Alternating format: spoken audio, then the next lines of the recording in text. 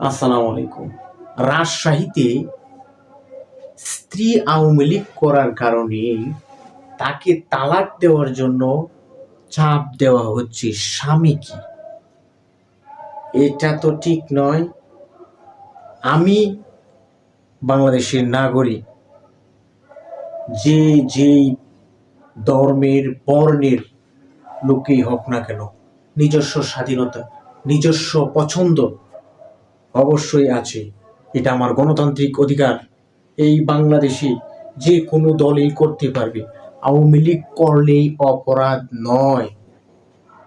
যে কোনো দলেই করুক না কেন, যদি দেশের স্বাধীনতাকে, দেশের অখণ্ডতাকে কোনো সন্ত্রাসী কার্যক্রমে যদি দল জড়িত না থাকে, সেই দলের সাপোর্টই করতে পারবে।